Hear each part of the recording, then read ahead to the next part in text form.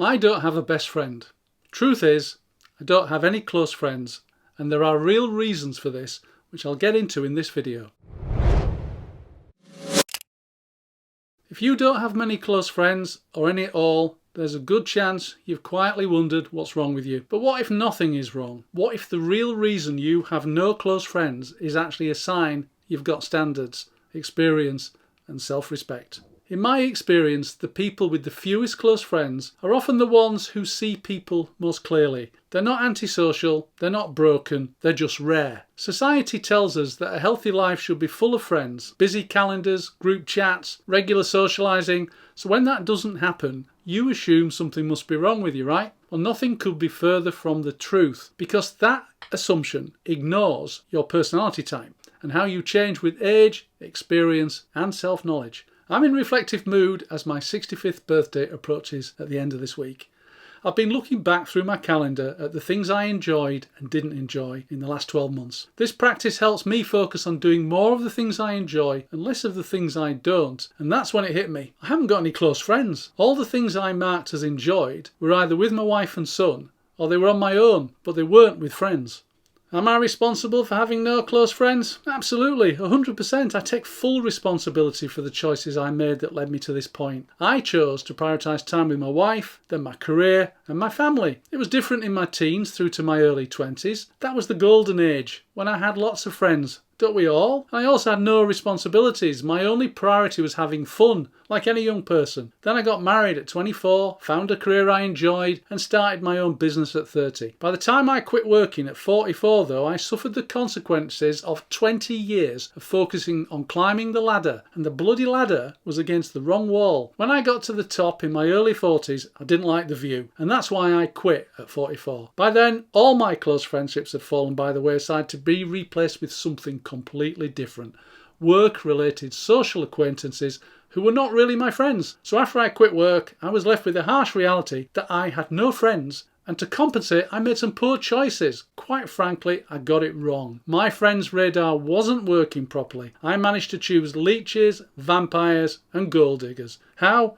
Well, to replace my work social life, I relaxed my standards, that's how. Beggars can't be choosers, right? Wrong. They can. Right, let's get into the real reasons you have no close friends and I didn't either. The first and most important reason is that you have no tolerance for people who are fake. You can spot them quickly. The forced friendliness, hidden agendas, the subtle competitiveness, and at some point in your life you decide you're done with pretending. That decision alone eliminates a huge number of potential friends. Not because you're difficult, but because you refuse to perform.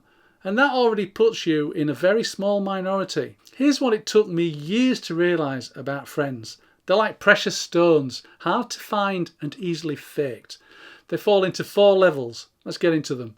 Level 1, perfect diamonds. This type of friend is rare. You're lucky if you have just one true friend. These are your best lifelong friends. They have your back, you have theirs. You can rely on each other in a crisis. You laugh together, you cry together. You've got a bond that nothing can break. They've witnessed every milestone in your life. These are nearly always the friends you've made at school, as a teenager, or at college or university. Level 2, diamonds, but not perfect ones. Not everyone can be a perfect diamond, right? But they can still be a diamond. These are typically close social friends. You do a lot together, but there isn't one that stands out. You enjoy their company, but you know you can't rely on them in a crisis. You'll probably have quite a few of these type of friends. Level 3 are precious stones, not diamonds. These are transactional relationships. They come and go. They're mutually beneficial at the time. Enjoy them whilst they last, but don't be surprised when they end. They are casual acquaintances. This level is usually where you'll find those work friends. If you or they leave the job, they'll move on, and so should you. You'll never see them again. Level 4, fake stones. This level is where you have to take care, because some of these will pass themselves off as diamonds just to get something off you. They're not your friends. They never will be. You've got to sniff them out, ditch them as soon as you can before they cause any damage to your health or wealth. Reason number 2, trust threshold shaped by experience. When you're young, trust is cheap. You give it out easily. But after disappointment, betrayal, or simply being let down by fake diamonds, You stop offering trust by default. You don't close yourself off completely, you just raise the bar. Only real diamonds are worth your attention, and that means fewer people qualify for entry into your inner circle. Not because you're cynical, but because you've learned the hard way that fake diamonds are just fragile, easily breakable glass. Reason 3, depth over quantity. You're not interested in surface level relationships, small talk, constant text, or WhatsApp updates, just social noise. You'd rather have one meaningful conversation than 10 shallow ones. And where depth is your standard, numbers will naturally shrink. This is where many people get it wrong. They think they lack friends, when in reality they've simply rejected anything but real diamonds. The 4th reason is you don't need people to constantly validate you. You are independent, you're comfortable with your own thoughts. You're comfortable in your own skin, your own routines, your own company.